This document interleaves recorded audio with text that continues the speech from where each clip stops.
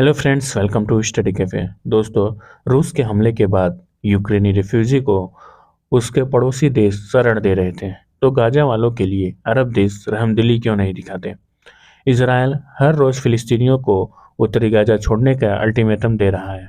Gaza के दो तरफ इसराइल और तीसरी तरफ समुद्र है, तो उसकी एक सीमा इस्लामिक मुल्क मिस्र से भी जुड़ी है। लेकिन मजाल है कि मिस्र एक भी गाजावासी को अपने इलाके में दाखिल होने दे। फिलिस्तीनी बेचारे जाएं तो जाएं कहाँ। दोस्तों, 3 दिन पहले खबर आई कि मिस्र गाजा के साथ अपनी रफा सीमा पर अपने सैनिकों की संख्या बढ़ा रहा है। कारण यह है कि मिस्र सोच रहा है, अगर इसराइल के दबाव में गाजा से चलकर उसके देश में फिलिस्तीनी घुस गए तो उनकी सुरक्षा और अर्थव्यवस्था का क्या होगा। दरअसल अर्थव्यवस्था और सुरक्षा तो एक बहाना है। मिस्र ही नहीं, दुनिया का कोई भी मुस्लिम देश इन्हें शरण नहीं देना चाहता और न ही इन्हें सिटीजनशिप देता है।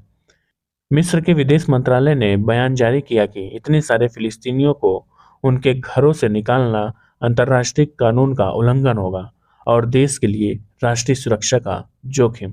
दोस्तों, मिस्र के राष्ट्रपति अब्देल फतह अल सीसी कहते हैं कि गाजा में फिलिस्तीनियों को डटे रहना चाहिए ताकि उनकी जमीन पर उनका हक बना रहे। मिस्र की हाँ में हाँ दुनिया के कई मुस्लिम देश मिला रहे हैं। इसराइल हमास के बीच 7 अक्टूबर से भीषण युद्ध चल रहा है। गाजा में 2000 से ज़्यादा लोग मारे गए हैं। गाजा में भगदड़ का माहौल है।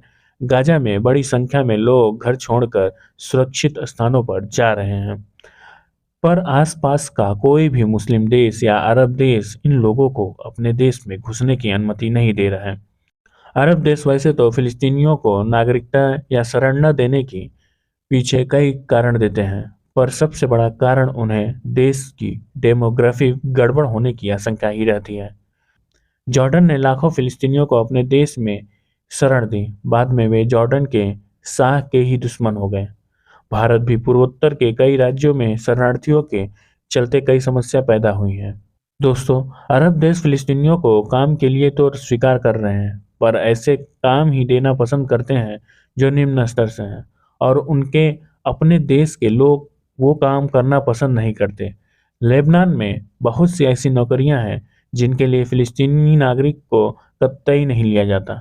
ये ऐसी नौकरियां हैं जिनमें पैसे ज़्यादा हैं और सम्मान भी। बाकी अरब देशों में भी फिलिस्तीनियों के साथ किसी न किसी तरह का फर्क किया जाता है। दोस्तों, सीरिया संकट के समय भी शरणार्थियों को मध्य एशिया में जगह नहीं मिली। अधिकतर इस्लामी देश इन्हें अपने यहाँ शरण देने को तैयार नहीं थे। यूरोप पहुंच रहे शरणार्थियों को बहुत से देशों ने शरण दिया। हालांकि पूर्वी यूरोप के देशों को धर्म के आधार पर शरणार्थियों को चुनने का विरोध भी हुआ।